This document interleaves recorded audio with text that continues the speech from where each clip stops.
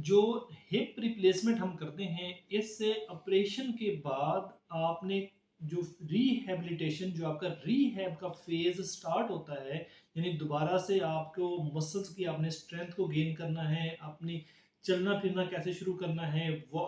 Gate की training है आपकी, सीढ़ियाँ चढ़ना, इस सब वीडियो में इस हवाले से हम बात करेंगे। देखिए, ऑपरेशन के फ़ौरन बाद जब पेशेंट आके अपना रिकवरी में लेटता है, तो उस वक्त जो सबसे पहली एक्सरसाइज स्टार्ट का हमने करनी होती है वो होती है एंकल पंप, यानी पाँव अपने उन्होंने पेशेंट ने ऊपर नीचे करना है, उसके जो वाहिकीन हैं, जो अटेंडेंट्स हैं, वो पेशेंट के पाँव को ऊपर नीचे करते रहेंगे। इससे खून की गर्दिश जो है वो चलती रहती है और खून की नालियों में खून नहीं जमता, जो कि मेजर रिस्क होता है इस किस्म के ऑपरेशन के बाद। तो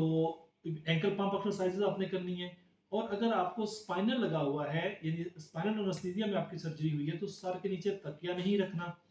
और अगर जीए में आपकी सर्जरी हुई है तो भी उसकी हमने केयर करनी है कि पेशेंट जो है कोई चीज़ एस्पिरेट ना कर ले, जब तक कि मुकम्मल वो होश में नहीं आता, कुछ खाने पीने को पेशेंट को नहीं देना होता। और अगर स्पाइनल एनेस्थीसिया है तो उसमें जब तक उसकी मुकम्मल टांगें वो इकट्ठी करने के काबिल हो जाए, सीधी करने के काबिल हो जाए, इसका मतलब है कि उसको एनेस्थीसिया का इफेक्ट खत्म हो गया है, फिर वो अपने सर के नीचे तकिया रख सकता है। आप एंकल पाम की एक्सरसाइजेज उसकी करते रहें इनिशियल, जैसे 3-4 घंटे गुजरेंगे तो फिर उसके बाद जो है पेशेंट उठ के भी बैठ सकता है और अपना सिंपल फ्लूइड्स जो है वो पानी है, जूस है, चाय है, सेवन अप है, इस किस्म की चीज़ें वो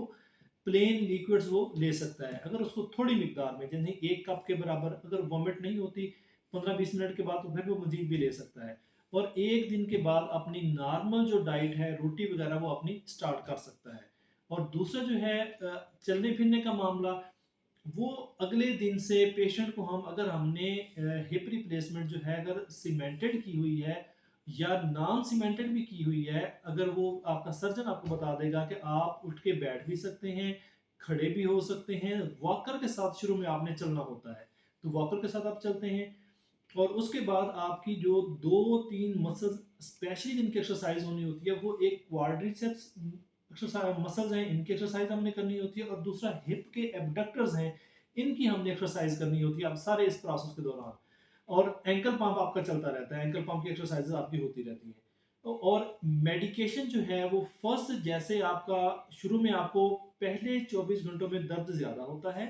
फिर अगले 24 घंटों में दर्द और कम हो जाता है, फिर 72 घंटे जब आपको, यानी 3 दिन गुजरते हैं, तो आपका जो पेन ऐसे आपका थ्रेशोल्ड ऊपर होता है, वो ग्रेजुअली ऐसे फिर नीचे की तरफ आना आपका शुरू हो जाता है और फिर प्लेटो फेज में चला जाता है, यानी आप ओरल जो दवाइयाँ हैं, गोलियाँ हैं, उन्हीं से आपका दर्द कंट्रोल रहता है, आपको इंजेक्शन की ज़रूरत नहीं पड़ती, जो कि शुरू में आपको ज़रूरत पड़ रही होती है। इसके साथ हम आपको एक शुरू कराते हैं दवाई, जो कि ऑपरेशन के 6 घंटे के बाद हम आपको देते हैं। वो क्लेक्सेन का इंजेक्शन है, जो कि रूटीन में हम 40 इंटरनेशनल यूनिट्स देते हैं आपको, खून की नालियों में खून ना जमे, या आपको पल्मोनरी एम्बोलिज्म का खतरा हो सकता है, यानी कि कोई खून का लोथड़ा आपके फेफड़ों में जाके उसको बंद कर सकता है, जिससे आपकी सांस को तकलीफ हो सकती है। तो लेकिन हम 6 घंटे के बाद आपको 20 यूनिट्स क्लेक्सेन की हम आपको देते हैं आधी डोज में।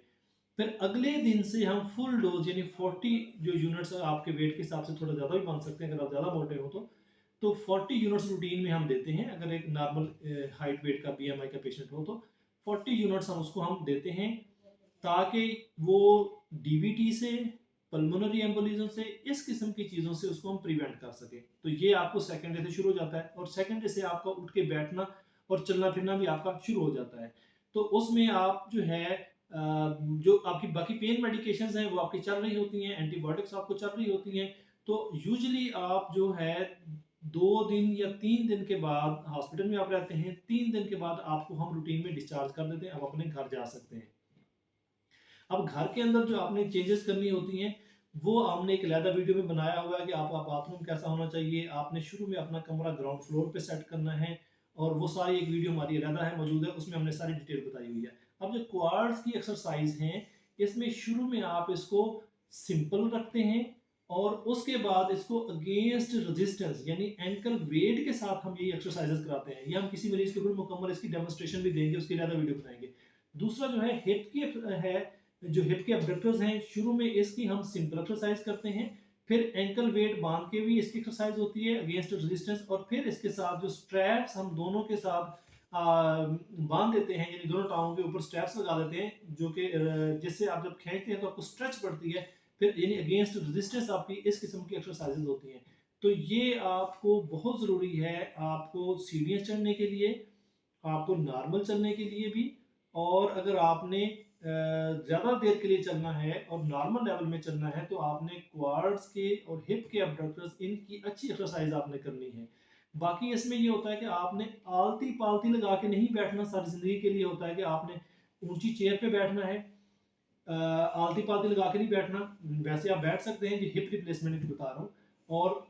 बाकी जो है, आपने ज़मीन के ऊपर नहीं बैठना होता, जैसे पाँव के जरिए हम ज़मीन पे बैठ जाते हैं, आपने कमोड यूज़ करना है। ये एहतियातें, यानी दो, और नमाज जो आपने पढ़नी है वो कुर्सी पे पढ़नी है, यानी नॉर्मल जैसे हम सजदा करते हैं अत्तहियातों में बैठते हैं उस तरह आपने नहीं बैठना होता। ये एहतियातें आपकी सारी ज़िंदगी के लिए होती हैं। और इस तरह से जो आपका रीहैब का फेज़ है, शुरू में आप वॉकर के साथ चलते हैं, फिर आप 3 हफ्ते के बाद यूजुअली आप स्टिक पे आ जाते हैं, अगले 3 हफ्ते आपकी स्टिक इस्तेमाल होती है, और 1.5 महीने के ऊपर तकरीबन आपकी स्टिक भी खत्म हो जाती है।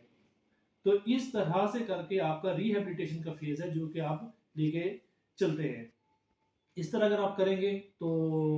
आप एहतियात के साथ चलेंगे, शुरू में ये आपकी एहतियात होती है, आहिस्ता आहिस्ता ये एहतियातें आपकी कम हो जाती हैं। वो एहतियातें, लेकिन ये 3 एहतियातें आपकी मौजूद रहती हैं, जिसमें कि ज़मीन के ऊपर बैठना, अत्तहियातों के लिए बैठना, और आपने आलती पालती लगा के बैठना। ये 3 एहतियातें सारी ज़िंदगी के लिए रहती हैं। बाकी जो करवट लेने की एहतियात है शुरू में, और नीचे सॉक्स पहनना, अपने पाँव को धोना, शुरू में ये मसला होता है, लेकिन वक्त 3 महीने के अंदर ये सारे आपकी चीज़ें, जो मसल्स है आपकी, जिनकी डायसेक्शन हुई होती है, सर्जरी हुई होती है, उनकी हीलिंग हो जाती है, फिर ये एहतियातें आपकी ख़त्म हो जाती है। गाड़ी भी आप 1.5 महीने पे ऑटोमेटिक चला सकते हैं, 3 महीने पे मैनुअल भी आप चला सकते हैं।